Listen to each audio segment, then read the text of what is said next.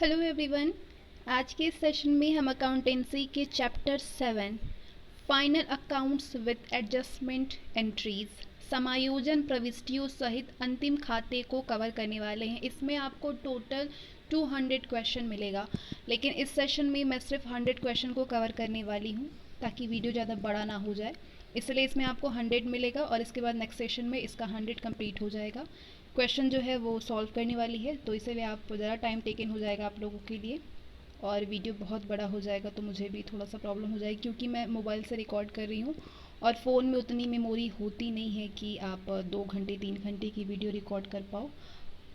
तो चलिए शुरू करते हैं। बच्चों को काफ़ी ज़्यादा प्रॉब्लम हो रही है कि MCQs नहीं मिल रहा है प्लेलिस्ट पे, तो आज मैं सारे ही डिस्क्रिप्शन में आपको दे रही हूँ, सारे लिंक प्रोवाइड कर दे रही हूँ, वहाँ से आप डायरेक्टली जा कर के वहाँ से आप खोजिए, ज़्यादा अपना टाइम वेस्ट करने की ज़रूरत नहीं है। तो आइए शुरू करते हैं इस टॉपिक से। पहला क्वेश्चन है आपका 1355 क्वेश्चन में से ये 308 नंबर का क्वेश्चन है और क्वेश्चन बहुत ही धीमी गति से है, तो इसीलिए आप लोग थोड़ा शेयर करने में जितना आप स्पीड करेंगे मेरी स्पीड भी उतना ही ज़्यादा बढ़ेगी, मोटिवेशन जो मिलता है उससे।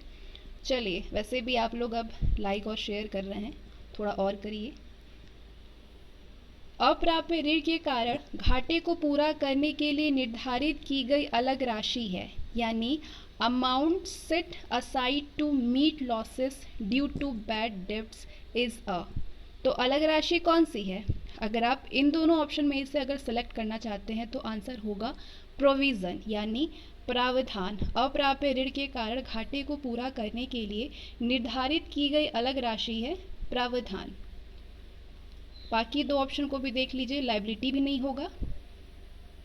अप्राप्य ऋण के कारण घाटे को पूरा करने के लिए निर्धारित की गई अलग राशि को प्रोविज़न यानी प्रावधान कहते हैं। कंपनी अधिनियम के अनुसार आयोजन या प्रावधान का आशय उस धनराशि से होता है जो कि संपत्तियों के मूल्य में कमी आने, नवीनीकरण अथवा ह्रास के आयोजन के लिए रख ली गई हो अथवा अपलिखित कर ली गई हो, या फिर ऐसे किसी ज्ञात दायित्व का आयोजन करने के लिए रख ली गई हो जिसकी वास्तविक राशि का सही निर्धारण नहीं किया जा सकता। नेक्स्ट, निम्न समायोजनाओं से पूर्व शुद्ध लाभ 3,60,000 रुपये है, अदत्त वेतन 20,000 रुपये, पूर्वदत्त बीमा 26,000 है। तो उक्त समायोजनाओं के बाद कितना लाभ होगा वो आपको बतानी है। Net profit before following adjustment is ₹3,60,000, outstanding salary is ₹20,000 and prepaid insurance is 26,000। So after adjustment net profit is. अब इसके लिए आपको सोल्यूशन देखना होगा, तो मैं आपको डायरेक्टली सोल्यूशन की तरफ ही ले चलती हूँ। नेट प्रॉफिट कितना दिया हुआ है? 3,60,000 है। बिफोर एडजस्टमेंट ऐड करेंगे प्रीपेड इंश्योरेंस कितना था? 26,000। इसको ऐड किया कितना आया? 3,86,000। अब लेस करेंगे आउटस्टैंडिंग सैलरी को, कितना था? 20,000। इनको लेस करेंगे तो 3,66,000 नेट प्रॉफिट निकलेगा आफ्टर एडजस्टमेंट। तो ₹3,66,000 इज द राइट आंसर। अब ऑप्शन में देखेंगे तो ऑप्शन ए आपका सही जवाब होगा। अगर आपको ये चीज़ें समझ में नहीं आ रही है तो इसको पॉज करिए और फिर से एक बार खुद से समझिए। अगला क्वेश्चन, पूर्वदत्त व्यय के समायोजन के लिए प्रविष्टि प्रभावित करती है। An adjustment entry for prepaid expenses affect. Answer करिए आप लोग अपना अपना। सही जवाब होगा एसेट्स एंड एक्सपेंसेस, प्रभावित एवं व्यय, ऑप्शन ए। पूर्वदत्त व्यय यानी प्रीपेड एक्सपेंसेस के समायोजन के लिए की गई प्रविष्टि संपत्ति और व्यय दोनों को प्रभावित करती है। अंतिम खाता बनाते समय पूर्वदत्त व्यय की राशि चिट्ठे में संपत्ति पक्ष की ओर दिखाई जाती है और लाभ हानि खाते के डेबिट पक्ष में संबंधित व्यय में से घटा करके दिखाई जाती है। पूर्वदत्त व्यय खाता एक वैयक्तिक खाता होता है। ये उस व्यक्ति का खाता होता है जिसे व्यय अग्रिम दे दिया गया है। ये व्यक्ति फर्म का ऋणी बन गया है क्योंकि इसने भुगतान तो ले लिया है लेकिन तत्संबंधी काम नहीं किया है। तो पूर्वदत्त व्यय खाता डेबिट किया जाता है और तत्संबंधित व्यय खाता क्रेडिट किया जाता है क्योंकि व्यय खाते से अतिरिक्त राशि को कम करता है। Prepaid expenses account debit record to concert expenses account. Next, अधिशेष खाते में दिखाई देने वाली मद को इंगित करें। Indicate the item that appears in the surplus account. आपका राइट आंसर होगा प्रपोज्ड डिवाइडेंड, प्रस्तावित लाभांश। प्रस्तावित लाभांश यानी प्रपोज डिवाइडेंड को अधिशेष खाते यानी सरप्लस अकाउंट, जो कि आर्थिक चिट्ठे के दायित्व के रिजर्व एंड सरप्लस के अंतर्गत होता है, उसमें दर्शाया जाता है। प्रस्तावित लाभांश का प्रावधान करके इसे लाभ हानि खाते में हस्तांतरित करके बची शेष यानी बैलेंस राशि के दर्शाते हैं, राशि को दर्शाते हैं। अगला क्वेश्चन, प्रतिभूति प्रीमियम संचय खाता आर्थिक चिट्ठे के दायित्व पक्ष में इस शीर्षक के तहत दिखाया जाता है। किस शीर्षक के तहत दिखाया जाता है? Securities premium reserve account is shown on the liabilities side in the balance sheet under the heading. आपका राइट आंसर होगा रिजर्व्स एंड सरप्लस। अभी आपने एक्सप्लेनेशन पढ़ा ऊपर, संचय एवं अतिरेक इसका शीर्षक होगा। प्रतिभूति प्रीमियम संचय खाता यानी सिक्योरिटीज प्रीमियम रिजर्व अकाउंट आर्थिक चिट्ठे के दायित्व पक्ष यानी लायबिलिटी साइड में संचय एवं अतिरेक यानी रिजर्व एंड सरप्लस शीर्षक के अंतर्गत दिखाया जाता है। आर्थिक चिट्ठे के दायित्व पक्ष के अनुसूची 2 के आरक्षित और अधिशेष यानी रिजर्व एंड सरप्लस के अंतर्गत जो दिखाया जाता है वो है statutory reserves, capital reserves, security premium reserves, revenues and other reserve and balance in profit and loss account, profit. Next, लाभ हानि खाते के प्रतिकूल शेष को क्या करना चाहिए? The unfavourable balance of profit and loss account should be. आपका आंसर होगा सब्सट्रैक्टेड फ्रॉम कैपिटल, पूंजी से घटाना चाहिए। लाभ हानि खाते के प्रतिकूल शेष यानी अनफेवरेबल बैलेंस को पूंजी में से घटाना चाहिए, जबकि अनुकूल शेष को पूंजी में जोड़ना चाहिए। लाभ की दशा में पूंजी लाभ के बराबर राशि से बढ़ जाती है और हानि की दशा में हानि के बराबर राशि से कम हो जाती है। Next, share warrants can be issued when shares are. अंश अधिपत्र निर्गमित किया जा सकता है जबकि अंश क्या हो? वैसे आंसर तो यही होगा फुली पेड यानी पूर्व प्रदत्त होता है। बाकी ऑप्शन आप देख सकते हैं। पार्टली पेड यानी आंशिक प्रदत्त हो, खो गया हो, lost, none of the above. Right answer होगा ऑप्शन ए, फुली पेड, पूर्व प्रदत्त हो।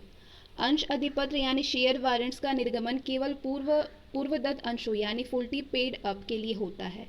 अंश अधिपत्र का स्वामी कंपनी का सदस्य नहीं होता, लेकिन अंतर नियम के अनुसार कंपनी का सदस्य बन सकता है। इसका हस्तांतरण सुपुर्दगी मात्र से हो जाता है। निजी कंपनी इसका निर्गमन नहीं कर सकती है। इसमें लिखित अंशों को संचालकों के योग्यता अंशों में सम्मिलित नहीं किया जाता है। अगला question,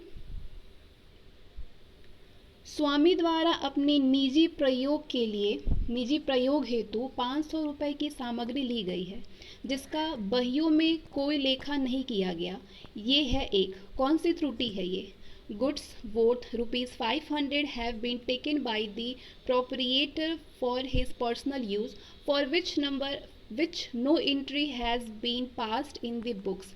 This is an right answer होगा error of omission, चूक त्रुटि, omission, error of omission। स्वामी द्वारा अपने निजी प्रयोग के लिए 500 रुपये की सामग्री ली गई है जिसका बहियों में कोई भी लेखा नहीं किया गया। ऐसी दशा में ये एक चूक त्रुटि एरर ऑफ ओमिशन होगा। यदि प्रारंभिक लेखे में किसी सौदे का लेखा छूट गया है, यानी यदि जनरल में किसी भी सौदे का भूल से कोई भी लेखा नहीं हुआ है, तो वो खाता बही से भी खतियाने से संभवतः ही छूट जाएगा। और जब खाता बही में कोई खाता है ही नहीं तो वो तलपट पे आ ही नहीं सकता है। तो ये भूल तो है, लेकिन इसका प्रभाव तलपट के मिलने पर नहीं पड़ता है। नेक्स्ट, एक कंपनी के अंतिम खातों में प्रारंभिक व्ययों को दिखाया जाता है। किसमें दिखाया जाता है? एक कंपनी के अंतिम खातों में प्रारंभिक व्ययों को किसमें दिखाया जाता है? Preliminary expenses of a company should be shown in the final accounts on. आपका आंसर होगा asset side of balance sheet में दिखाया जाता है, आर्थिक चिट्ठे के संपत्ति पक्ष में। एक कंपनी के अंतिम खातों में प्रारंभिक व्ययों को आर्थिक चिट्ठे यानी बैलेंस शीट के संपत्ति पक्ष में दिखाया जाता है। आर्थिक चिट्ठे के संपत्ति पक्ष के विविध व्यय यानी मिस एक्सपेंसेस शीर्षक के अंतर्गत अवास्तविक संपत्तियों को दिखाया जाता है। इन संपत्तियों को धीरे धीरे अपलिखित कर दिया जाता है। तो कुछ मदों को इस शीर्षक में दिखाया जाता है।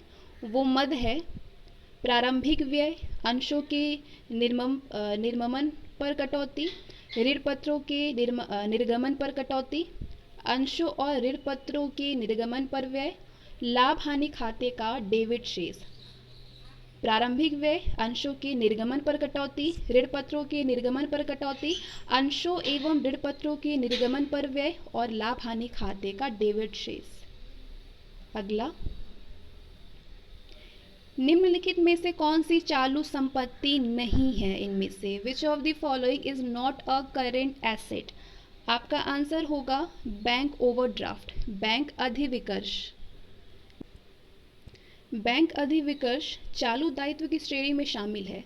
शेष अंतिम रहतियां, देनदार और प्राप्य विपत्र को चालू संपत्तियों की श्रेणी में शामिल किया जाता है। तो चालू संपत्ति और चालू दायित्व जो है वो ये है। ये है चालू दायित्व और ये है चालू संपत्तियाँ। चालू दायित्व में क्रेडिटर होता है लेनदार और चालू संपत्ति में कैश होता है रोकड़। चालू दायित्व में देय विपत्र होता है और चालू संपत्तियाँ बैंक के द्वारा। चालू दायित्व बैंक अधिविकर्ष यानी बैंक ओवरड्राफ्ट होता है इसमें, और चालू संपत्ति में देनदार होते हैं, डेब्टर होता है।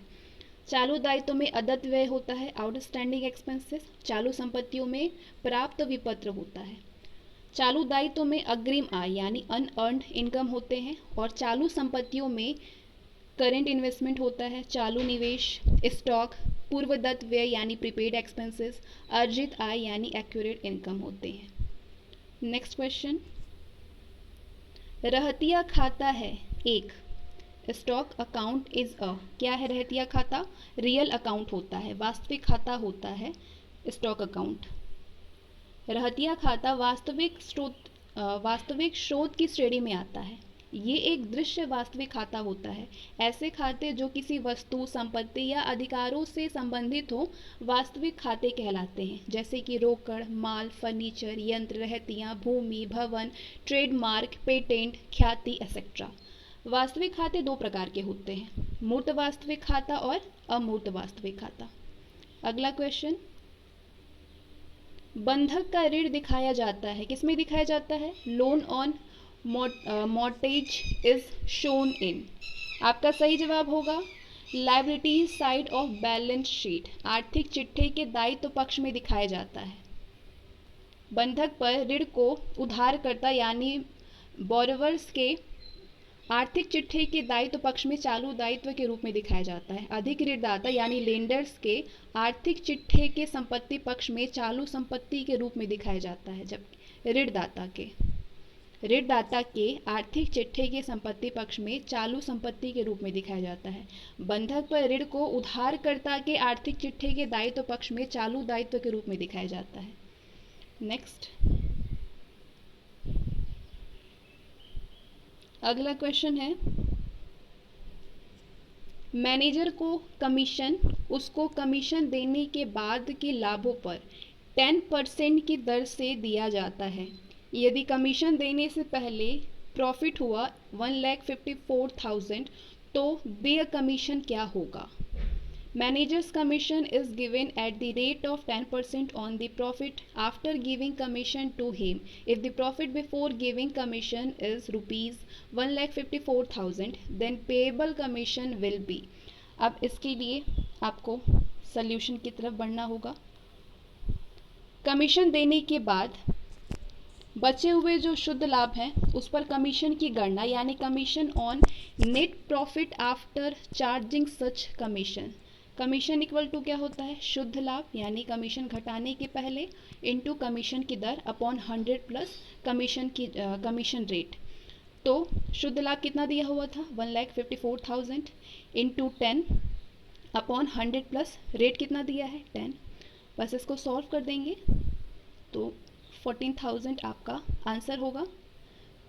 ठीक है, 14,000 रुपीज़, ऑप्शन ए। नेक्स्ट,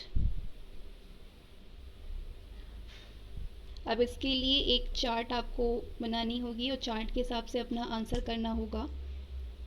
प्रारंभिक देनदार यानी ओपनिंग डेप्टर्स 10,000 है, सेल्स रिटर्न यानी विक्रय वापसी 7,000 दिया है, बैड डेप्ट्स यानी अप्राप्त ऋण 3,000 दिया है, और देनदारों से प्राप्त रोकड़ यानी कैश रिसीव्ड फ्रॉम डेप्टर्स 40,000 है। क्लोजिंग स्टॉक अंतिम रहतिया 13,000 है। तो उधार बिक्री की राशि बतानी है आपको। Find out the amount of credit sales. अगर आपको मालूम है तो आप इसको सॉल्व करिए और अपना आंसर करिए, और जो सॉल्व नहीं कर सकते हैं उनके लिए हम सॉल्यूशन की ओर बढ़ते हैं। उधार विक्रय ज्ञात करने के लिए कुल देनदारों का खाता यानी टोटल डेप्टर्स अकाउंट तैयार किया जाता है। बहुत ध्यान से इस चीज़ को समझिएगा, यहाँ से क्वेश्चन बहुत ज़्यादा मिलते हैं। इस खाते के क्रेडिट पक्ष के योग में से डेबिट पक्ष की राशि को घटा करके जो राशि निकलती है उसको उधार बिक्री की राशि कहा जाता है। उधार बिक्री यानी क्रेडिट सेल्स डेबिट पक्ष में दिखाई जाती है। तो टोटल डेप्टर्स अकाउंट होगा, इधर आप 4 कॉलम बनेंगे। ये डेबिट रिकॉर्ड है, particular amount, credit record, particulars amount. Debit record में क्या है, particulars to balance opening debtors 10,000 amount है, और इधर पार्टिकुलर्स बाय कैश अकाउंट कितना अमाउंट है, क्रेडिट रिकॉर्ड 40,000 क्रेडिट रिकॉर्ड्स हैं। To credit sales balancing figure amount 53,000, और इधर कैश रिसीव्ड फ्रॉम डेप्टर्स कितना था 7,000, by sales return inward 3,000, by bad debts 13,000, by balance closing debtors. तो ये टोटल जो बनेगा वो है अमाउंट डेबिट रिकॉर्ड में 63,000 और क्रेडिट रिकॉर्ड में भी 63,000।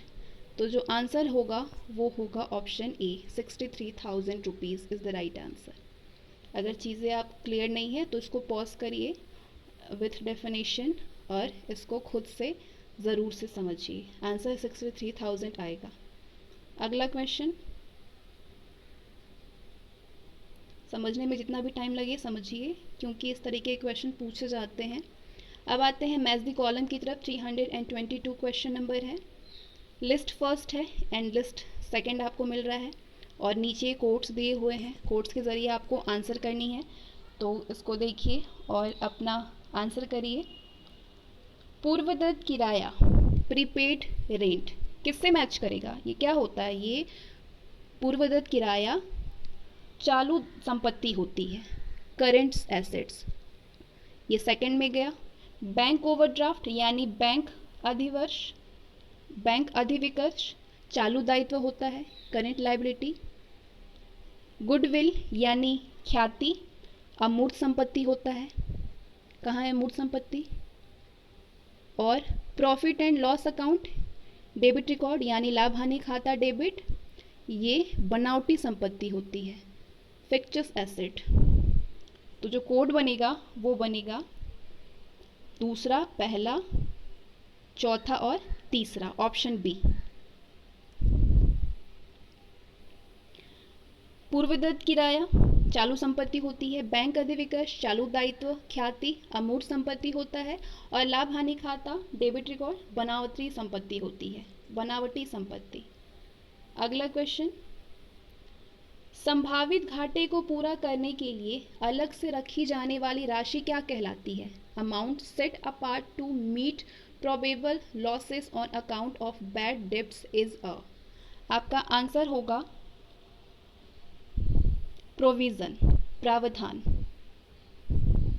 डूबी हुई रकम के कारण संभावित घाटे को पूरा करने के लिए अलग रखी जाने वाली राशि प्रावधान कहलाती है। प्रावधान संभावित और ज्ञात हानियों से संस्था की वित्तीय स्थिति को बचाने के लिए किया गया एक संयोजन होता है, जिसमें कि संस्था पहले से ही एक तय राशि को अलग रख दिया जाता है, और यदि वास्तव में वो हानि होती है तो इसी अलग राशि से उन्हें पारित किया जाता है। Concept clear?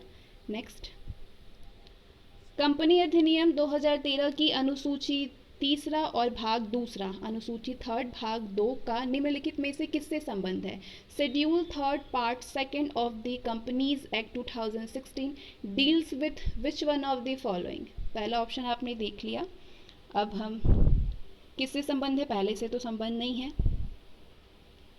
कंपनी अधिनियम 2013 अनुसूची तीसरी और भाग दूसरा, ऑप्शन बी, लाभ और हानि खाते का प्रारूप, format of profit and loss account से संबंधित है। ये कंपनी अधिनियम 2013 की अनुसूची तीसरे के भाग दूसरे में लाभ हानि का प्रारूप और भाग एक में आर्थिक चिट्ठे का प्रारूप दिया गया है। अनुसूची 13 भाग दो में लाभ हानि का प्रारूप दिया है और भाग एक में आर्थिक चिट्ठे का फॉर्मेट दिया गया है, जिससे कि कंपनी अधिनियम के अधीन आने वाली कंपनियों को अपनाना होना है। अगला क्वेश्चन,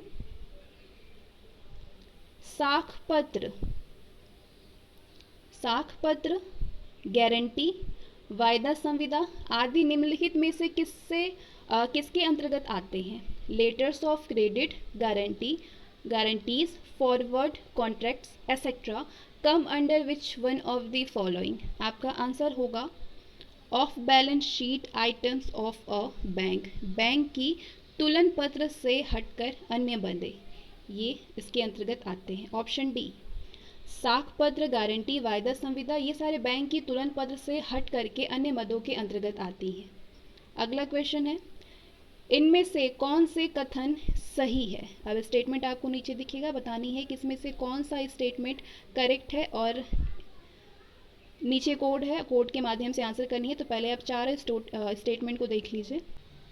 फर्स्ट स्टेटमेंट है, विवरण पत्रों का विश्लेषण एवं निर्वचन लेखांकन का एक कार्य है। Analysis and interpretation of financial statements is a function of accounting. दूसरा कथन है, लाभ हानि खाता संस्था की वित्तीय स्थिति ज्ञात करने हेतु तैयार किया जाता है। Profit and loss account is prepared for ascertaining financial position of a firm.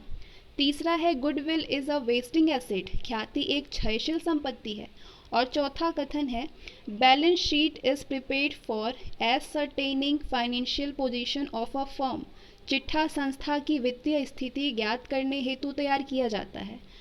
तो आपका सही जवाब होगा, जो सही है इसमें से, वो है पहला और चौथा, ये दोनों सही है, बाकी ये दोनों गलत है, पहला और चौथा। Option C, first and fourth. Balance sheet एक वित्तीय विवरण पत्र है जो कि एक विशिष्ट बिंदु पर एक कंपनी की परिसंपत्तियों, देनदारियों और अंशधारकों की इक्विटी से संबंधित जानकारी यानी सब विस्तार प्रदान करता है। बैलेंस शीट प्रदर्शित करता है परिसंपत्तियां इक्वल टू होता है देनदारियां प्लस अंशधारकों की इक्विटी। परिसंपत्तियों में भौतिक संपत्ति जैसे संयंत्र, ट्रक, उपकरण और स्टॉक आदि शामिल है। इसमें वे चीज़ें भी शामिल होती हैं जिन्हें कि स्पर्श नहीं किया जा सकता है, लेकिन उसके बावजूद अस्तित्व में है और उनका मूल्य है, जैसे ट्रेडमार्क और पेटेंट। अगला, match the column, list first है आपके पास और लिस्ट सेकंड है और नीचे आपको कोड मिलेगा। कोड के ज़रिए आपको इसका आंसर करना है। तो पहला जो लिस्ट है वो है देनदार आवर्त अनुपात यानी डेब्टर्स टर्नओवर रेशियो। ये क्या है, किससे मैच करेगा? ये लक्ष्य पूर्ति अनुपात से मैच करेगा। एक्टिविटी रेशियो, लक्ष्य पूर्ति अनुपात। स्वाम्य अनुपात यानी प्रोप्रिएटरी रेशियो, ये किससे संबंधित है?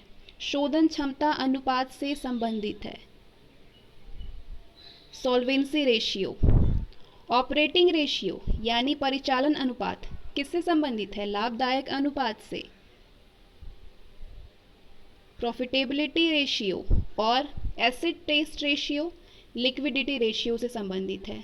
तत्काल अनुपात तरलता अनुपात से संबंधित है। सही जवाब होगा तीसरा, पहला, चौथा और दूसरा।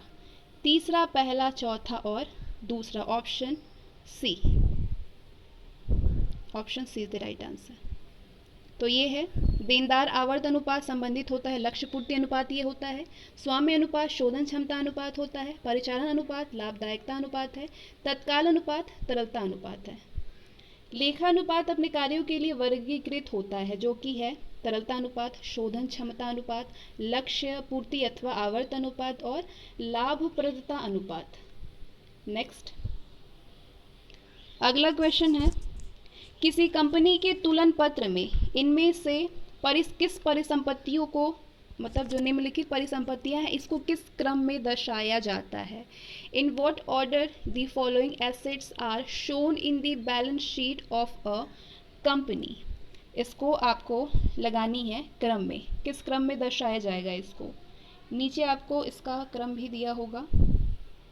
तो ये है कोड, जिस कोड के ज़रिए आपको इसको क्रम में लगानी है। तो पहले आप अपने हिसाब से इसको क्रम में लगाइए।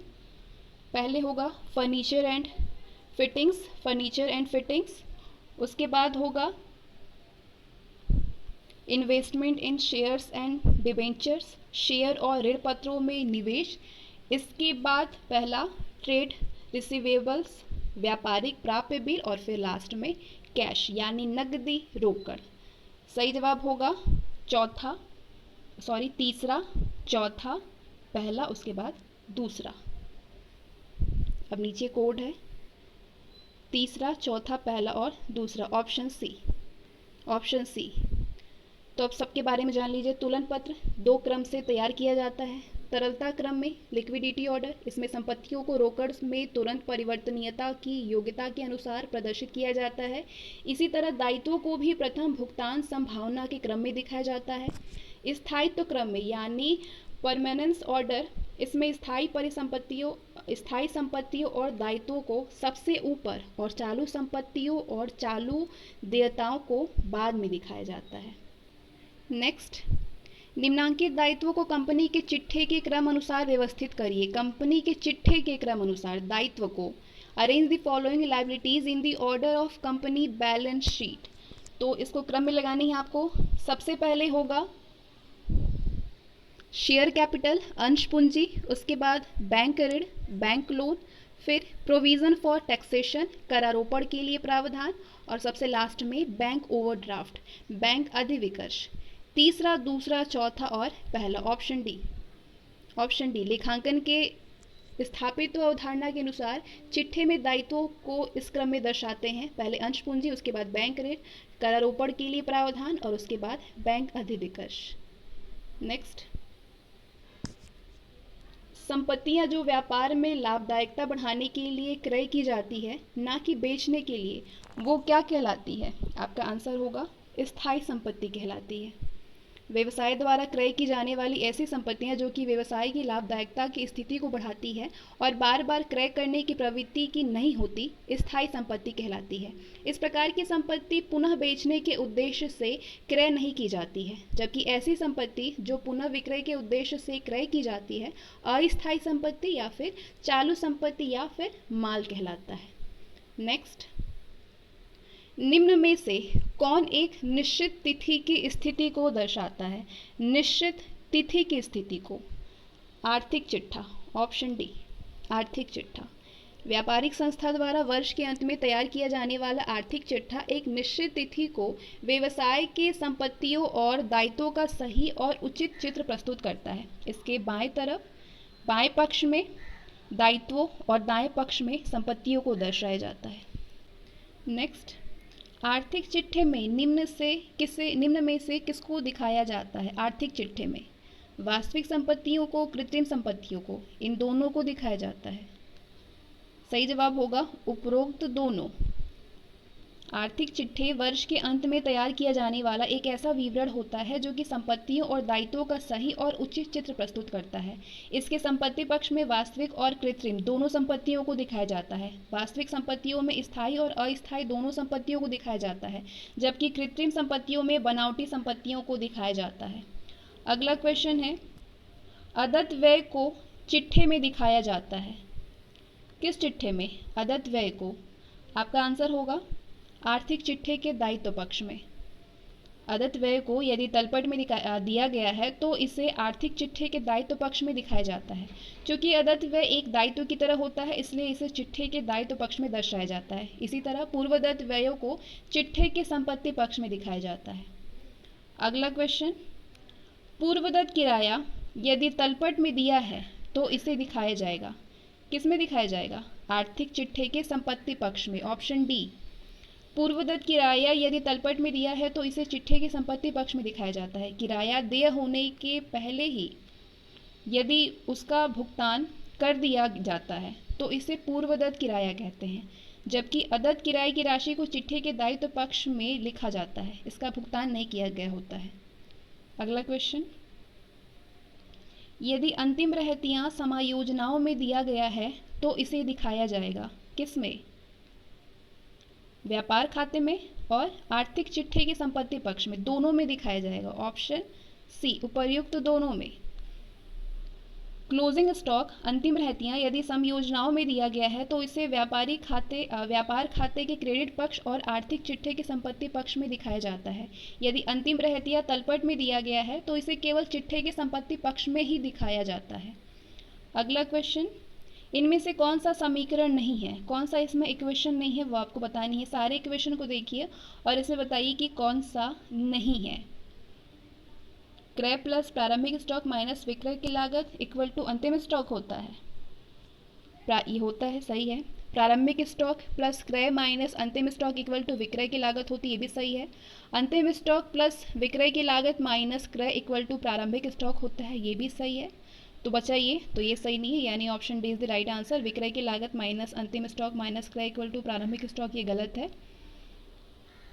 COGS विक्रय माल की लागत की गणना के लिए क्रय और प्रारंभिक स्टॉक को जोड़कर उसमें से अंतिम स्टॉक को घटा देते हैं, यानी कॉस्ट ऑफ COGS यानी cost of goods sold equal to होता है opening stock plus purchase minus closing stock, या फिर opening stock equal to cost of goods sold plus closing stock minus purchase होता है, या फिर closing stock equal to purchase plus opening stock minus cost of goods sold होता है, goods sold, या purchases equal to cost of goods sold plus closing stock minus opening stock होता है। तो तीसरा जो है, चौथा गलत है।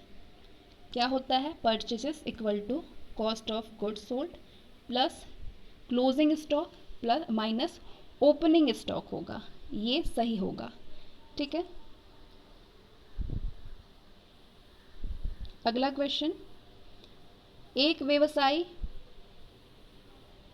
व्यवसायी प्रारंभिक स्टॉक को लागत से 10% अधिक पर मूल्यांकन करता है। यदि प्रारंभिक स्टॉक के मूल्य 27,500 रुपये लिखा गया हो तो उसकी लागत क्या होगी? लागत बतानी है। तो अब इसके लिए आपको सॉल्यूशन की तरफ बढ़ना पड़ेगा। लागत निकालने के लिए प्रारंभिक स्टॉक क्या दिया हुआ था? 27,500, जबकि लागत होता है, लागत का जो इक्वेशन होता है प्रारंभिक स्टॉक प्लस प्रारंभिक स्टॉक का 10% अधिक मूल्यांकन। कितना हो गया? प्रारंभिक स्टॉक 100 प्लस प्रारंभिक स्टॉक का 100%, तो प्रारंभिक स्टॉक कितना है? 100 इंटू 10%, तो ये कितना हो जाएगा? 110। कितना है प्रारंभिक स्टॉक? 27,500, मल्टीप्लाई कर देंगे, लागत निकल आएगा, तो आंसर आपका आएगा 25,000। Option C 25,000 rupees. अगला क्वेश्चन, सकल लाभ या हानि की राशि क्या होगी? सकल लाभ या फिर हानि की राशि क्या होगी जब विक्रय की लागत 79,000 रुपीज़, विक्रय 1,10,000 रुपीज़ और क्रय मूल्य 30,000 रुपये हो? तो सकल लाभ या हानि की राशि क्या होगी ये आपको बतानी है। प्रॉफिट लॉस इक्वल टू होता है sales minus cost of COG। चलिए सोल्यूशन की ओर बढ़ते हैं। प्रॉफिट या loss equal to sales minus cost of goods sold दिया है। शुद्ध लाभ सकल लाभ या हानि की राशि क्या होगी? तो सेल्स कितना है? 1,10,000 और COGS कितना दिया है? 79,000। प्रॉफिट कितना होगा? इन दोनों इसमें से इसको माइनस कर देंगे तो प्रॉफिट निकल आएगा कितना? ₹31,000 प्रॉफिट हुआ। ठीक है, सही जवाब होगा लाभ होगा, ना कि हानि होगी, प्रॉफिट होगा। तो आंसर होगा ऑप्शन बी, 31,000 लाभ हुआ। अगला, इनमें से कौन सी संपत्ति स्थायी संपत्ति नहीं है?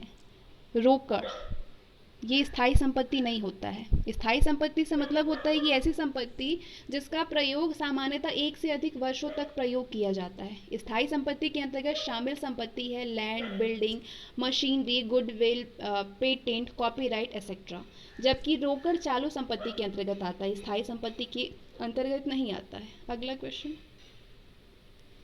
यदि सकल हानि बिक्री का 1/4 है तथा बेचे गए माल की लागत 3,60,000 है, तो विक्रय की राशि क्या होगी? विक्रय की राशि आपको निकालनी है। सकल हानि बराबर दिया है बिक्री का 1/4, तो बेचे गए माल की लागत क्या दी हुई है? 3,60,000, और क्या पूछ रहा है? विक्रय की राशि। तो चलिए सॉल्यूशन की ओर बढ़ते हैं। सॉल्यूशन ही डायरेक्ट देख लीजिए आप। दिया है सकल हानि बिक्री का 1/4, बेचे गए माल की लागत 3,60,000 रुपये, तो विक्रय की राशि, माना कि विक्रय मान लेते हैं कि सेल है 100, और हानि निकालेंगे। हानि इक्वल टू 100/1/4, क्योंकि सकल हानि बोल रहा है तो 1/4 है बिक्री का, इक्वल टू कितना, इसको सॉल्व करेंगे तो 25 हो जाएगा। तो लागत कितना होता है? विक्रय प्लस हानि। विक्रय कितना है? 100, और हानि कितना निकला? 25 निकला हानि। तो इन दोनों को ऐड कर देंगे, 125 हो गया। तो अब विक्रय निकालेंगे, कितना दिया हुआ था? 3,60,000। बेचे गए माल की लागत इंटू 100 अपॉन, ये कितना निकला? विक्रय अपॉन जो लागत निकला 1/25, 125, इसको सॉल्व करेंगे 2,88,000 आंसर आएगा। 2,88,000, ऑप्शन बी। अगला क्वेश्चन, यदि लाभ लागत का 20% है तो बिक्री क्या होगी? लाभ यदि लागत का 25% है तो बिक्री क्या होगी? लाभ इक्वल टू लागत का 25% निकालेंगे। लागत मान लेते हैं 100, तो लाभ कितना हो जाएगा? 100 इंटू 25%, कितना निकला लाभ? 25। बिक्री लागत प्लस लाभ होगा, लागत कितना है? 100, लाभ 25, इसको ऐड किए 125। बिक्री पर लाभ का प्रतिशत निकालेंगे 25 अपॉन 1/125 इंटू लागत 100, परसेंटेज निकालेंगे कितना हो जाएगा? 20%। तो बिक्री का लाभ कितना हुआ? 20% होगा। आंसर होगा 20%, ऑप्शन बी। अगला, ऐसी संपत्तियां जो कि व्यवसाय में लाभदायकता बढ़ाने के लिए क्रय की जाती है, ना कि पुनः बेचने के लिए कहलाती है, वो क्या होता है? स्थायी संपत्तियां होती हैं, ऑप्शन सी। ऐसी ऐसी संपत्तियां जो कि व्यवसाय में लाभदायकता बढ़ाने के लिए क्रय की जाती है, ना कि पुनः बेचने के लिए, तो उसे स्थायी संपत्ति यानी फिक्स्ड एसेट कहते हैं। ऐसी संपत्तियां सामान्यतः एक से अधिक वर्षों तक प्रयोग में लाई जाती हैं और ये बार बार क्रय करने की प्रवृत्ति की नहीं होती है। इन्हीं स्थायी संपत्तियों पर किए जाने वाले व्यय को ही स्थायी लागत कहते हैं। नेक्स्ट, चालू दायित्वों में कमी है, इनमें से क्या होगा? चालू दायित्वों में कमी, रोकड़ का प्रयोग होता है, ऑप्शन बी, रोकड़ का प्रयोग। चालू दायित्वों में कमी रोकड़ का प्रयोग इंगित करता है, क्योंकि चालू दायित्वों में कमी तभी होगा जब उसका भुगतान कर दिया जाए और भुगतान की दशा में रोकड़ का प्रयोग होगा। अगला क्वेश्चन, वर्ष के आरंभ में एक फर्म का पूंजी खाते का शेष 1,00,000 रुपए था। वर्ष के अंत में फर्म की कुल संपत्तियां 1,50,000 की और कुल दायित्व 70,000 के थे। यदि उस अवधि में कुल आहरण की राशि 30,000 रुपए की थी, तो वर्ष का शुद्ध लाभ अथवा शुद्ध हानि क्या होगा? पूंजी खाते का शेष, वर्ष के दौरान आहरण, ठीक है, 1,00,000 दिया है और ये 1,50,000 और कुल दायित्व 70,000 है। आहरण की राशि 30,000 है। अब इसको आप खुद से सॉल्व करिए, अगर आप कर सकते हैं तो। सॉल्यूशन की तरफ बढ़ते हैं हम डायरेक्ट। दिया है पूंजी खाते का शेष कितना दिया है? 1,00,000 आरंभ में, वर्ष के दौरान आहरण है 30,000, कुल संपत्तियां 1,50,000, कुल दायित्व 70,000। तो पूछ रहा है शुद्ध लाभ अथवा हानि जो भी हो, तो फॉर्मूला होता है पूंजी प्लस दायित्व या फिर पूंजी बराबर संपत्तियां, या पूंजी बराबर होगा पूंजी प्लस दायित्व इक्वल टू संपत्तियां होती है।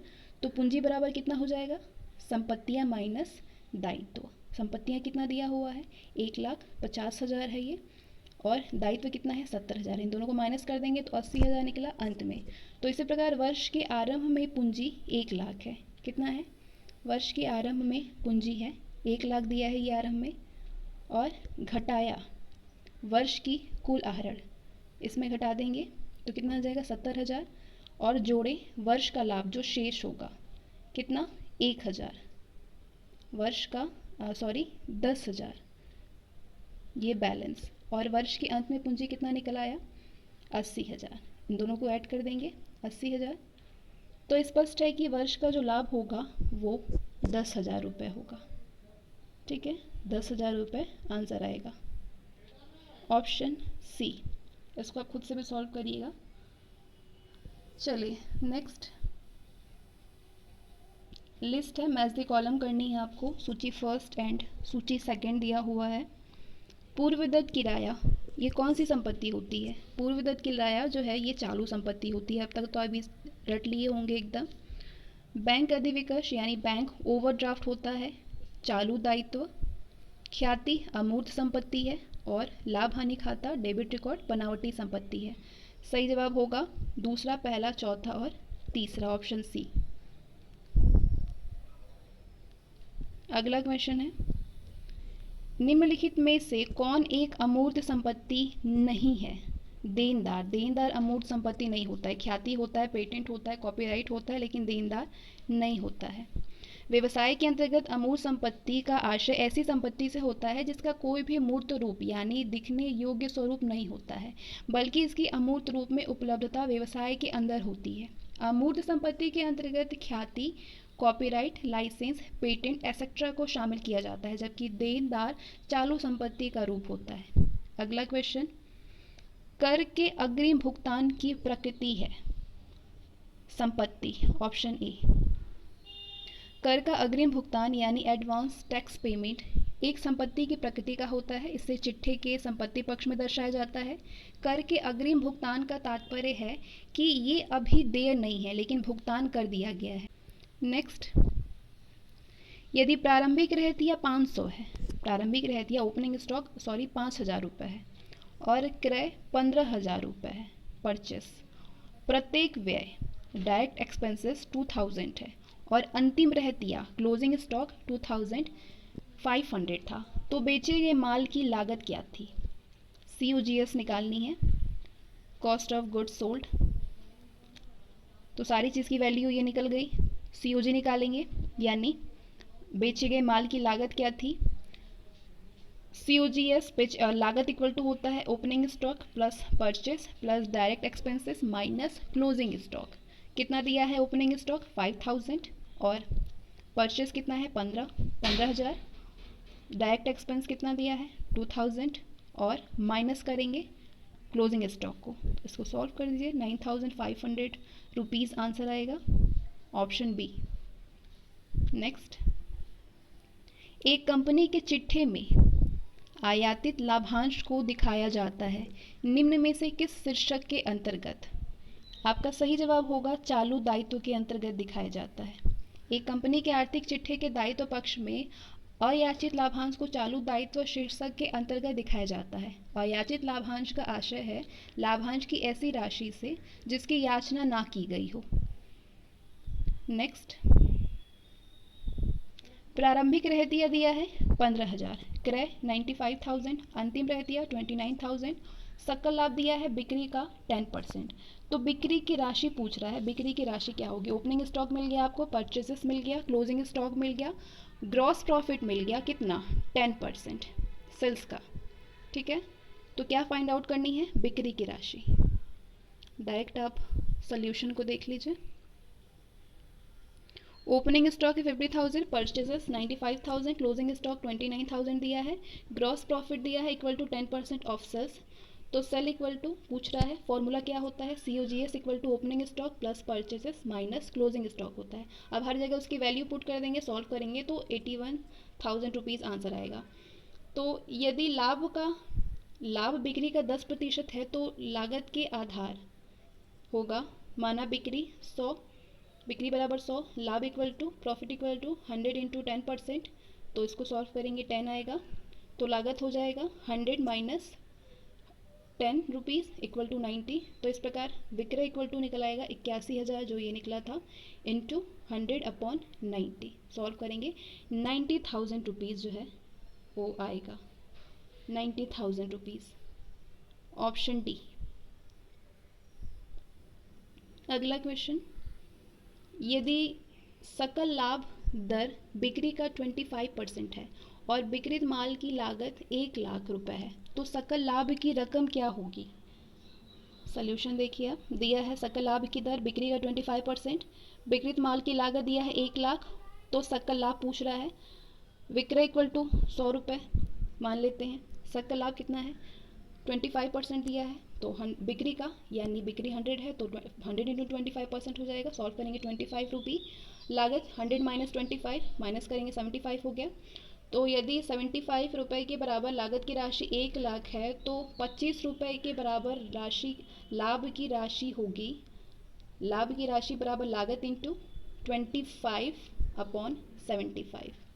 इसको सॉल्व किया, लागत कितना निकला था, कितना है 1 लाख इंटू 25/75। सॉल्व करेंगे 33,333 आएगा आंसर, ऑप्शन डी। अगला क्वेश्चन, मान लीजिए M इक्वल टू प्रारंभिक स्टॉक है, N इक्वल टू क्रय, O इक्वल टू अंतिम स्टॉक और P इक्वल टू विक्रय माल की लागत है। ठीक है, ये देख लिया आपने। तो सही समीकरण क्या होगा? M है प्रारंभिक स्टॉक, N क्रय है, O अंतिम स्टॉक है, P विक्रय माल की लागत है। और अब आपसे सही समीकरण पूछ रहा है, इनमें से सही समीकरण यानी आपसे फॉर्मूला पूछ रहा है। फॉर्मूला क्या बनेगा? प्रारंभिक लागत, फॉर्मूला बनेगा प्रारंभिक स्टॉक माइनस अंतिम स्टॉक इक्वल टू विक्रय माल की लागत माइनस क्रय। Option C is the right answer, option C, M minus O equal to P minus N। एक व्यवसायिक संस्था में विक्रय माल की लागत COGS की गणना के लिए प्रारंभिक स्टॉक, क्रय और प्रत्यक्ष व्ययों को जोड़ करके उसमें से अंतिम स्टॉक को घटा देते हैं। तो समीकरण जो है वो ये बनेगा, प्रारंभिक स्टॉक M है तो विक्रय माल की प्रारंभिक स्टॉक M, क्रय N, O अंतिम स्टॉक, P विक्रय माल की लागत, तो विक्रय माल की लागत इक्वल टू प्रारंभिक स्टॉक प्लस क्रय माइनस अंतिम स्टॉक। P इक्वल टू बनेगा M plus N minus O, P minus M होगा, N minus O, P minus N, M minus O होगा, और या फिर P plus O, M equal to M plus N होगा। तो जैसे फॉर्मूला होता है प्रारंभिक स्टॉक इक्वल टू क्रय माइनस, इसी तरीके से ये पूरे क्वेश्चन है। अगला क्वेश्चन है, किसी व्यवसायिक प्रतिष्ठान में अशोध्य ऋण संचय का प्रारंभिक शेष 5,000 रुपये है।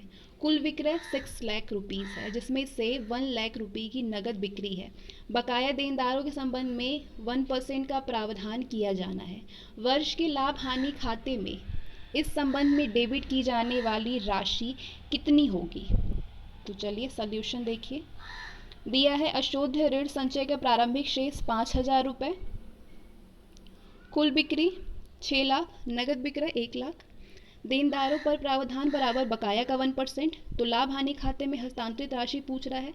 फॉर्मूला क्या होता है? लाभ माइनस हानि खाते में प्रदर्शित की जाने वाली राशि बराबर अशोध्य ऋण का नया प्रावधान माइनस पुराना प्रावधान होता है। तो अशोध्य ऋण का नया प्रावधान सब जगह उसकी वैल्यू पुट करेंगे तो कितना आ जाएगा 5,000। इसको सॉल्व करेंगे तो ये 5,000 हो जाएगा और माइनस ये 5,000 जो दिया है, तो सॉल्व करेंगे तो नील आ जाएगा 0। तो इससे ये स्पष्ट हो गया कि लाभ हानि खाते में डेबिट की जाने वाली राशि 0 होगी। तो सही जवाब होगा ऑप्शन डी, 0। अगला, अदत्त मांगों को कंपनी के आर्थिक चिट्ठे में प्रदर्शित किया जाता है। क्या जोड़ करके या फिर क्या घटा करके किया जाता है? आपका सही जवाब होगा मांगी गई अंश पूंजी से घटा करके। अदत्त मांगों को मांगी गई अंश पूंजी की राशि में से घटा करके कंपनी के आर्थिक चिट्ठे में प्रदर्शित किया जाता है। अदत्त मांग की राशि का आशय ऐसी राशि से होता है जिसको मांगा ना गया हो। नेक्स्ट, यदि प्रारंभिक स्टॉक 2,45,000 रुपये, क्रय 15 लाख, विक्रय 17,40,000 रुपये और सकल लाभ दर लागत पर 20% है, तो अंतिम रहतिया बतानी है। अब इसको आप खुद से सॉल्व करिए। आंसर मैं आपको इसका बता देती हूँ कि आंसर क्या आएगा। आंसर जो है ये 2,95,000 आएगा, 2,95,000 रुपीज़। और ये सोल्यूशन है, अगर आप इसको पॉज करके देखना चाहें तो देख सकते हैं। ठीक है, तो ये ट्रेंडिंग अकाउंट इस तरीके से बनेगा। टू ओपनिंग स्टॉक कितना है 2,45,000, by sale 17,40,000, to purchase profit balance, to purchase कितना निकला 15 lakh by 2,95,000, to profit balance 2,19,000, closing stock balance तो ये टोटल निकल आया 20,35,000 और ये 20,35,000, ठीक है। और आंसर आपका 2,95,000 आंसर आना चाहिए। नेक्स्ट, स्वामी की इक्विटी का अंतिम शेष 21,000 रुपीज़ है। वर्ष के दौरान स्वामी ने 6,000 रुपीज़ अंशदान किया और 4,000 रुपीज़ आहरित किए। यदि फर्म की शुद्ध आय वर्ष के लिए 8,000 रुपये है तो वर्ष के प्रारंभ में स्वामी की इक्विटी क्या थी? एकाकी व्यापार में स्वामी द्वारा लगाई गई पूंजी, आहरण, लाभ इत्यादि का लेखा एक साथ रखा जाता है। ऐसी स्थिति में ये सभी मद आपस में एक दूसरे को प्रभावित करते हैं और वंश की अंतिम पूंजी का निर्धारण करते हैं। तो पहले जोड़ होगा वर्ष का आहरण। इक्विटी जितना दिया है, इक्विटी कितना दिया था? 21,000। जोड़ देंगे आहरण को 4,000 को, तो कितना निकल आया? 25,000। घटा देंगे वर्ष के दौरान स्वामी के अंशदान को, तो 19,000 निकल आएगा। और उसके बाद फिर से वर्ष के शुद्ध लाभ को भी घटा देंगे। कितना दिया हुआ था? 8,000 दिया था, तो कितना निकल आया बैलेंस? 11,000। वर्ष की आरंभिक इक्विटी शेष होगी 11,000, तो आपका आंसर आएगा ऑप्शन डी 11,000 रुपये। अगला, वर्ष के दौरान क्रय 60,000 रुपये के थे। माल के स्टॉक शेष के प्रारंभ व अंत में क्रमशः 12,000 रुपये और 9,000 रुपये तथा सकल आय विक्रय का 1/5 था। तो सकल लाभ की राशि क्या होगी? अब इसको आप खुद से देखिए और पॉज करिए, सॉल्व करिए। परचेस आपके पास 60,000 दिया है, ओपनिंग स्टॉक 12,000 है, क्लोजिंग स्टॉक 9,000 दिया है, ग्रॉस प्रॉफिट आपको 1/5 है ऑफ सेल्स विक्रय का, ये है ना, सकल लाभ विक्रय का 1/5। और फाइंड आउट आपको करनी है ग्रॉस प्रॉफिट अमाउंट को। तो cost of goods sold COGS बराबर होता है opening stock plus purchase minus closing stock. तो सारे की वैल्यू पुट कर दीजिए। ओपनिंग स्टॉक 12,000 दिया है, ये सारे वैल्यू पुट कर दीजिए तो आपका आएगा, इसको सॉल्व करेंगे, इन दोनों को ऐड करिए, इसको माइनस करिए, 63,000 आएगा। फिर विक्रय निकालेंगे, विक्रय बराबर होता है लागत प्लस लाभ। तो विक्रय मान लीजिए 100 मान लिया जाता है, 100 ही, 100 से ही सॉल्व किया जाता है इसको। तो लाभ हो जाएगा, कितना दिया था? 1/5, तो 100 इंटू 1/5 करेंगे तो 20 रुपये हो जाएगा। तो लागत 63,000 रुपये जो कि 80% के बराबर है। तो विक्रय राशि कितनी होगी? विक्रय बराबर लागत प्लस लाभ होता है, तो विक्रय राशि कितनी हो जाएगी? 63,000 इंटू 100/80। सॉल्व करेंगे 78,750। तो लाभ निकालेंगे। अब लाभ इक्वल टू होता है विक्रय माइनस लागत। विक्रय कितना निकला? 78,750 माइनस कर देंगे 63,000 को, तो 15,750 रुपीज़ आपका आंसर आना चाहिए। ऑप्शन डी, सॉरी ए, 15,750 रुपीज़। अगला क्वेश्चन है, निम्नलिखित में से कौन अंतिम खातों में सम्मिलित नहीं है? इनमें से कौन अंतिम खातों में सम्मिलित नहीं है? रोकड़ बही, ऑप्शन सी। एक व्यावसायिक संस्था द्वारा तैयार किए जाने वाले अंतिम खाते में व्यापार और लाभ हानि खाता, आर्थिक चिट्ठा और लाभ हानि नियोजन खाता को शामिल किया जाता है, जबकि रोकड़ बही लेखा करने की प्रारंभिक बही है जिसमें कि लेन देनों का लेखा किया जाता है, इसे अंतिम खाते में शामिल नहीं किया जाता है। अगला क्वेश्चन है, अशोध्य एवं संदिग्ध ऋणों के लिए प्रावधान करना लेखांकन की किस अवधारणा पर आधारित है? आपका सही जवाब होगा रूढ़िवादी अवधारणा पर आधारित है।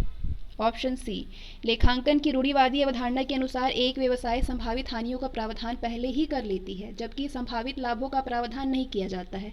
इसी अवधारणा के आधार पर अशोध्य और संदिग्ध ऋणों के लिए प्रावधान करके लेखा किया जाता है। नेक्स्ट, अदद किराया का क्या अर्थ होता है? किराया देय हो किंतु भुगतान नहीं किया गया है। अदद किराया का आशय है कि किराया की देय अवधि बीत गई है लेकिन भुगतान नहीं किया गया है। दूसरे शब्दों में अगर कहें तो जब किराए का भुगतान पहली निर्धारित तिथि पर नहीं किया जाता है तो वो पूर्व निर्धारित तिथि के बीत जाने के बाद किराए की राशि को अदद किराया कहा जाता है। अगला क्वेश्चन, संपत्ति या संपत्ति एवं दायित्व का विवरण होता है, क्या होता है? आर्थिक चिट्ठा होता है। संपत्ति एवं दायित्व से संबंधित विवरण को आर्थिक चिट्ठे यानी बैलेंस शीट की संज्ञा देते हैं। यानी आर्थिक चिट्ठे के दाएं पक्ष में संपत्तियों और बाएं पक्ष में दायित्वों को दिखाया जाता है। चिट्ठे में केवल व्यक्तिगत व वास्तविक खाते से संबंधित विवरण को ही दिखाया जाता है। अगला क्वेश्चन, अनार्जित आय लेखा है, एक देयता, ऑप्शन बी। अनार्जित आय यानी अनएक्यूरेट का लेखा देयता लायबिलिटी की श्रेणी में आता है। अनार्जित आय का आशय ऐसी आय से होता है जिसे प्राप्त तो कर लिया जाता है लेकिन कमाया नहीं गया है। इस प्रकार की आय एक अग्रिम प्रकार की होती है, अग्रिम प्राप्ति होती है। इस प्रकार की आय एक अग्रिम प्राप्ति होती है जिससे कभी ना कभी भुगतान करना होता है। अगला, निक्षेप निधि लेखा का शेष या डीडीआर स्थानांतरित होता है। किसमें होता है?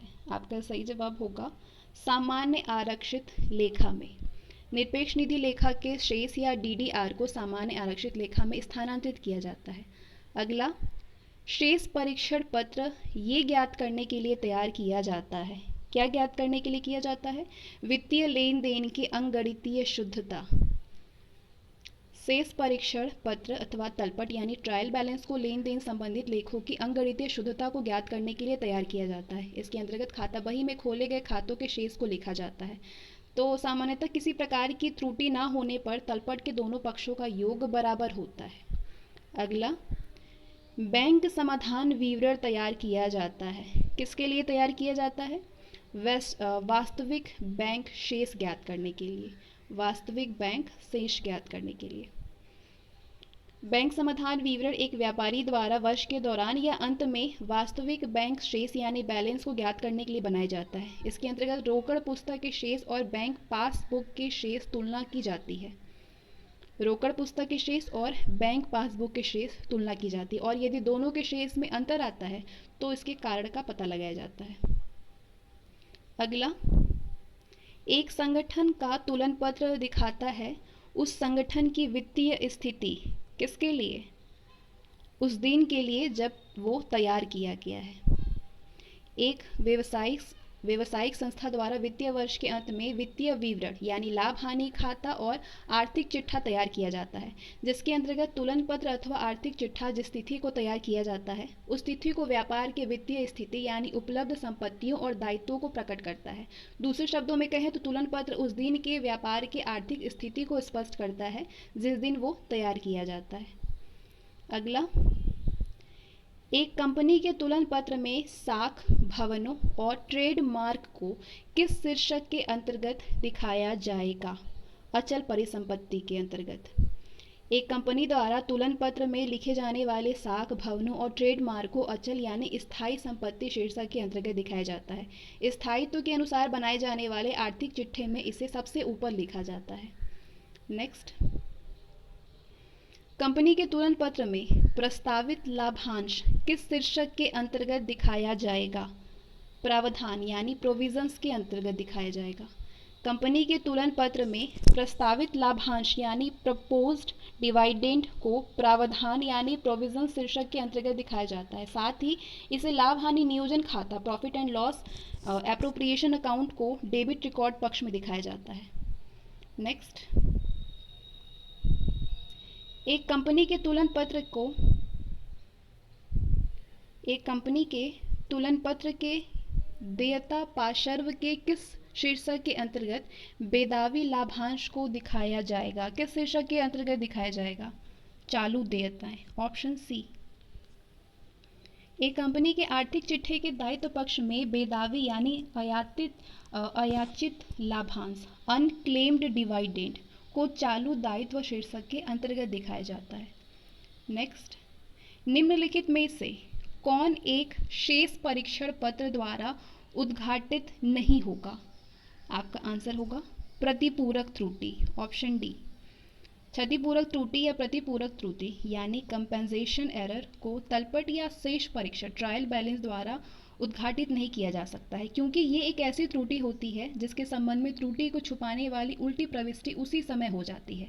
इसके अंतर्गत तलपट का योग भी अप्रभावित रहता है। जैसे कि यदि राम के खाते में 1000 रुपये डेबिट करने के स्थान पर 100 रुपये डेबिट हो गया और श्याम के खाते में 100 रुपये डेबिट के स्थान पर 1000 रुपये डेबिट हो गया, जो कि एक क्षतिपूर्ति त्रुटि है, इसका प्रभाव तलपट पर नहीं पड़ेगा। Next, match the column. अब ये है मैच द कॉलम और आपको इसको मैच करनी है। नगद बही पुस्तक का नाम शेष, ये किस में होगा? ये अनुकूल शेष होता है। पासबुक पुस्तक का नाम शेष ओवरड्राफ्ट होता है। बैंक द्वारा प्रभावित ब्याज पासबुक में क्रेडिट किया जाता है, पासबुक में क्रेडिट किया जाता है। और बैंक द्वारा दिया गया ब्याज को पासबुक में डेबिट किया जाता है। नगद बही पुस्तक के नाम शेष जो होते हैं वो अनुकूल शेष होता है। पासबुक पुस्तक का नाम शेष ओवरड्राफ्ट होता है। बैंक द्वारा प्रभावित ब्याज पासबुक में क्रेडिट किया जाता है और बैंक द्वारा दिया गया ब्याज पासबुक में डेबिट किया जाता है। सही जवाब होगा दूसरा, पहला, तीसरा और चौथा, ऑप्शन ए। नेक्स्ट, उदरत या उचंत खाता है, इनमें से कौन सा है? उदरत या उचंत खाता। एक वस्तुगत खाता है, उदरंत या उचंत खाता एक वस्तुगत खाता है। सस्पेंस खाता एक वस्तुगत खाता है। दूसरे शब्दों में कहें जब तलपट के दोनों पक्षों के अंतर को दूर करने के लिए अंतर की राशि को एक नए खोले गए खाते में लिख दिया जाता है तो उसे उच्चतंत खाता कहा जाता है। ये एक अस्थायी खाता होता है और जब सभी अशुद्धियां दूर हो जाती है तब ये खाता बंद हो जाता है। नेक्स्ट, बेचे गए माल की लागत 20,000 रुपये हो, सकल लाभ 5,000 रुपये, विक्रय वापसी 10,000 रुपये हो तो उपरोक्त आंकड़ों के आधार पर बिक्री का निर्धारण कीजिए। COGS 20,000 है, ग्रॉस प्रॉफिट 5,000 है, सेल्स रिटर्न 10,000 है। तो सेल्स निकालनी है, फॉर्मूला क्या होता है? Sales equal to cost of goods sold plus profit. सबकी जगह वैल्यू पुट कर देंगे, 25,000 रुपीज़। आंसर आएगा ऑप्शन सी। नेक्स्ट, आर्थिक चिट्ठे का समीकरण इनमें से कौन सा है? आर्थिक चिट्ठे का समीकरण, संपत्तियां इक्वल टू दायित्व प्लस स्वामी की इक्विटी। नेक्स्ट, यदि लेखांकन वर्ष के अंत में पूंजी 20,000 रुपये है, वर्ष का आय 10,000 रुपये, वर्ष के प्रारंभ में पूंजी 20,000 रुपये और वर्ष में अतिरिक्त लाई गई पूंजी 14,000 रुपये है तो उस वर्ष का शुद्ध लाभ क्या होगा? कैपिटल ऑफ द एंड है 20,000, ड्राइंग है 10,000, कैपिटल ऑफ द ओपनिंग 12,000 है। तो सारी की वैल्यू दी हुई है। कैपिटल एट द ओपनिंग है 12,000, additional capital bought during the year 14,000 है। देन प्रॉफिट निकालनी है, फॉर्मूला होता है प्रॉफिट लाभ बराबर कैपिटल एट द एंड और plus drawing minus capital at the opening minus additional capital. अब सब जगह वैल्यू पुट करेंगे और आंसर आएगा 4,000, ऑप्शन सी, 4,000 रुपीज़। नेक्स्ट, नाम मात्र अंश पूंजी है। नाम मात्र अंश पूंजी क्या है? अंश पूंजी का वो अधिकतम धनराशि जिसके निर्गमन का कंपनी को अधिकार है। नाम मात्र या अधिकृत पूंजी यानी ऑथराइज्ड कैपिटल का अंश आशय अंश पूंजी की वो अधिकतम धनराशि है जिसके निर्गमन का कंपनी को अधिकार है, यानी कंपनी की अंश पूंजी की वो अधिकतम सीमा जिसके निर्गमन का अधिकार कंपनी को होता है, नाम मात्र की अंश पूंजी कहलाती है। अगला, निम्नलिखित में से कौन सा समीकरण सही नहीं है? इनमें से सही जवाब होगा प्रारंभिक स्कंद प्लस क्रय माइनस अंतिम स्कंद इक्वल टू बिक्री लागत। ये सही नहीं है, बाकी सारे ही सही है। क्रय प्लस प्रारंभिक स्कंद प्लस बिक्री लागत माइनस अंतिम स्कंद होता है। अंतिम लागत स्कंद माइनस बिक्री लागत क्रय, अंतिम स्कंद माइनस बिक्री लागत क्रय बराबर प्रारंभिक स्कंद होता है। और बिक्री लागत प्लस अंतिम स्कंद प्लस क्रय इक्वल टू प्रारंभिक स्कंद होता है। तो बी जो है वो सही नहीं है।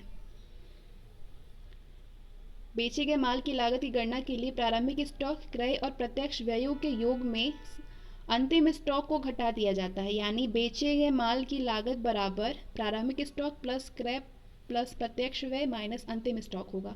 COGS equal to opening stock plus purchase plus direct expenses plus closing stock, और या फिर opening stock equal to COGS plus closing stock minus purchase minus direct expenses. अगला, यदि लाभ विक्रय मूल्य का 25% है तो लागत पर लाभ प्रतिशत कितना होगा? लागत पर दिया है विक्रय मूल्य का 25% है, लाभ जो है विक्रय मूल्य का 25% है, तो लागत पर लाभ का प्रतिशत निकालना है। तो विक्रय मूल्य 100 होता है तो लाभ कितना हो जाएगा? 100 × 25, 25% हो जाएगा। लागत बराबर होता है फॉर्मूला विक्रय मूल्य माइनस लाभ, यानी विक्रय कितना है 100 और 100 माना है, लागत लाभ कितना निकला है 25, इसको माइनस कर देंगे 75 रुपीज़ आएगा। तो लागत पर लाभ प्रतिशत निकालनी है। अब कितना निकला था 25 अपॉन लागत कितना है 75 इंटू 100, सॉल्व करेंगे तो आएगा 33 1/3% या फिर 33.33%, ऑप्शन डी। नेक्स्ट, मान लीजिए कि m इक्वल टू आरंभिक स्टॉक है, n खरीद है, O बराबर अंतिम स्टॉक, P बराबर बिक्री माल की लागत है। तो इक्वेशन बनानी है, यानी फॉर्मूला बनानी है, अल्फ़ाबेट में आपको दिया रहेगा और आपको इसका इक्वेशन बनाना है, फॉर्मूला बनाना है। तो इसका फॉर्मूला क्या बनाएंगे आप? इसका फॉर्मूला होगा आरंभिक स्टॉक माइनस अंतिम स्टॉक इक्वल टू बिक्री माल की लागत माइनस खरीद। ठीक है, सही जवाब होगा option C, m minus O equal to P minus N, ये इसका सही क्वेश्चन होगा। अब हम बढ़ते हैं 380 क्वेश्चन नंबर पे। भुनाए गए बिलों पर असमाप्त कटौती होगी, एक दायित्व है ये। भुनाए गए बिलों पर असमाप्त कटौती होती है, एक दायित्व। भुनाए गए बिलों पर असमाप्त कटौती एक दायित्व है, इसे अनुसूचियों के अंतर्गत अन्य दायित्व एवं प्रावधान शीर्षक में दिखाया जाता है। तो सही जवाब होगा ऑप्शन बी। अब इसके बाद आगे के जो क्वेश्चन है उसको हम नेक्स्ट सेशन में कवर करेंगे। बाकी इसके जितने भी क्वेश्चन आएंगे 100 प्लस वो आपको नेक्स्ट सेशन में मिलेगा। मिलते हैं अगली वीडियो में।